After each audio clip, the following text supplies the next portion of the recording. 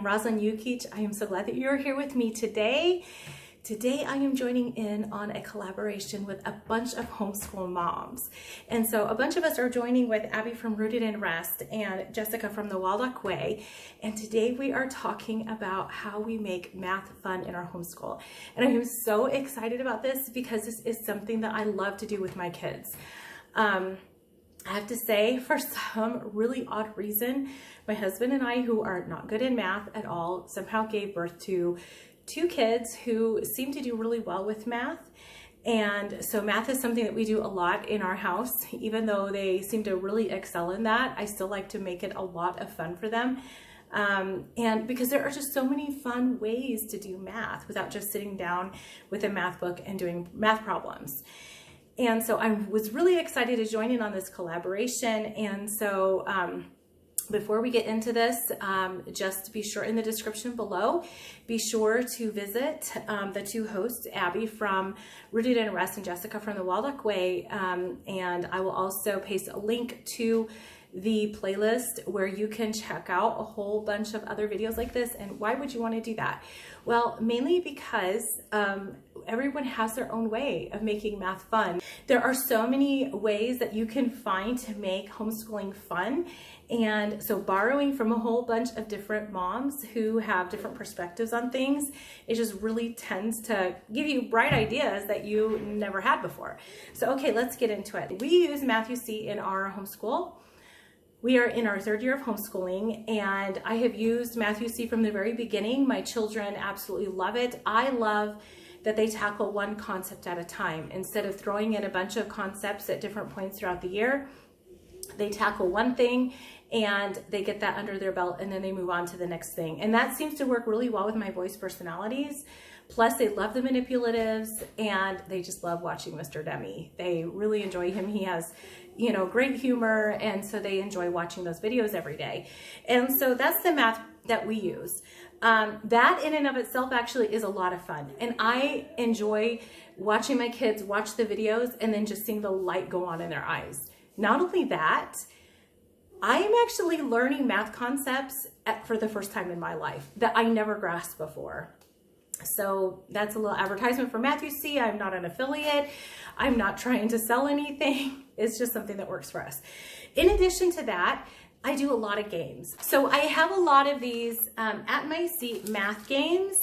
Also, I was gifted a book. This right here is actually from a learning game book, and I don't remember what it's called. I don't have most of those books anymore, but I did pull this out of one of them before I passed it on. Anyway, they are rip out pages that you can laminate and make games out of. I've used those a lot. I find these are great, like independent games. So if I have to work extra with one of my boys, I'll have them just grab one of these games and kind of work on it, especially if they get done early. Right now, this year so far, they are flying through their math books. We've already wrapped up this week's lessons, and it's Tuesday. So I'm probably going to have them do games for the rest of the week, and then we'll move on to the next lesson next week. So in addition to that, though, we do a lot of games together as a family. So Yatzee, with these dice, we also play 10,000. We also play Farkle, which is sort of another way of playing Yatzee. We do Monopoly. There's this Castle Keep. This is more about patterns. And so they have to really pay attention to different patterns, which is a math concept. Obviously, the game of life. And so as you notice, I don't have the games in their boxes. That's because we bought these in America and brought them back with us. Suitcase. So we do a lot of games, which usually involves either addition, you know, adding with dice, or adding with money. And, you know, one of the differences, like say with Monopoly, they have lower denominations. The game of life has higher denominations, especially like for my younger child. Those higher denominations, he isn't yet familiar with those. He hasn't got that far in math. So where that he's gotten to like the 10,000s and the 500,000s, and that's really where the game of life comes in. And so it's perfect. I have found that the more we play, the easier those math concepts come to them. In addition to that, we do cooking, obviously cooking projects and things like that.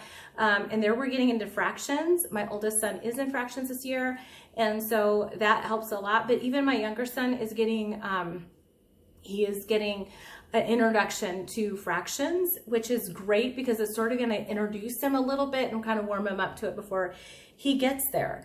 A third way that we make math fun in our homeschool is by bringing it into other subjects. So when we're doing a read aloud, like for example, a couple of weeks ago, we've been reading Farmer Boy, and a couple of weeks ago in the book, they were talking about how they went ice cutting to you know, keep ice cold in during the summer, and they packed sawdust all around it. And so in the book, it talked about how many feet across, how many feet down, how many feet wide.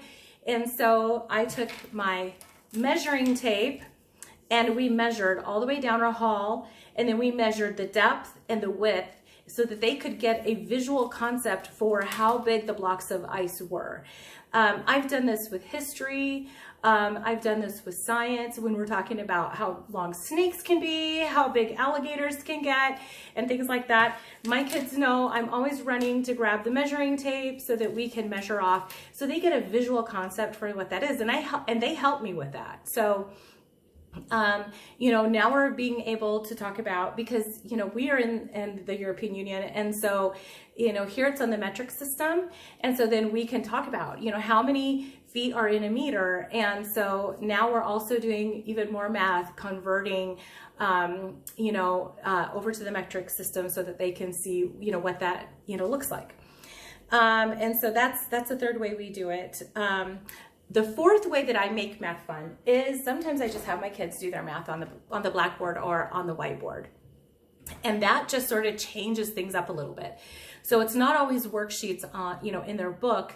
Sometimes I tell them, you know, just go to the board and do that on the board. And it just, I don't know, it gets them standing up. They're not sitting down, which is great because now, you know, the more blood flow is happening. Also, it just is a change of venue, and it's just something different. And so just that little change can make a huge difference. It can just take math from being rote, something that we do every day, to being something a lot of fun. Another way that I do math is sometimes I use candy. I mean, there's really nothing like candy to just make things fun and sweet. And so, you know, if we're using larger amounts of candy, I obviously don't let them eat it all, but, you know, I usually let them eat a few pieces of candy, you know, just to make things more fun. And then another way that I do it is by using old money. So, you know, we have coins that are sort of like the penny, but just in, you know, more denominations. Money that's almost essentially throwaway money. And so, you know, I collect that in a big jar, and then I let them play with it. We use it for math as another form of manipulative. So, you know, we have the Math-U-See manipulatives. We use candy as manipulatives. We use money as manipulatives. We use just all different kinds of things. You know, just that visual, something they can touch, something that they can, you know, hold in their hands. And, I do that. And then the last way that we make math fun in our home is through Allowance. And so they have chores, and I give them a fair amount of chores every single day. And then, you know, if they do all of the chores, if they're faithful with that, if they take on that responsibility, and if they don't complain about doing their chores, at the end of the month, they get an allowance. And we give them a decent allowance.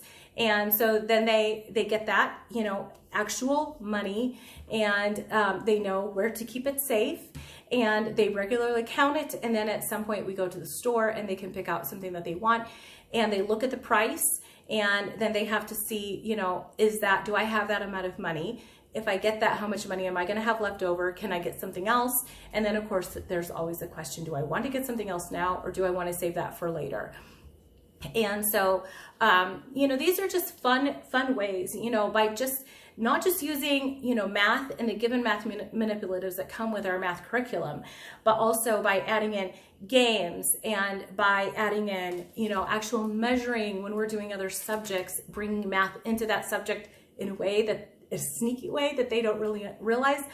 by, introducing games and, just like, table games, which again is sneaking math in there and is sort of, a way that they don't suspect. Cooking is another way. It's fun, it's getting in the kitchen, it's creating something, and my kids just really enjoy that. Again, math in a more sneaky way. And then by, by giving them an allowance and giving them that responsibility, not only for the chores, but then, getting a concept of money and how much, sweat equity goes into this, and, going to the store, counting and seeing if they're able to get the thing that they've been wanting, or if they need to save a little longer for that thing. And so I hope that these ideas kind of sparked maybe, some inspiration for you. Again, be sure to check out the playlist below. Also be sure to go and check out the hosts of this collaboration. Again, that's Abby Rooted in Rest and Jessica from the Waldock Way. I have been subscribed to them. I have enjoyed their content so much so far. I've gleaned a lot from these two wonderful ladies.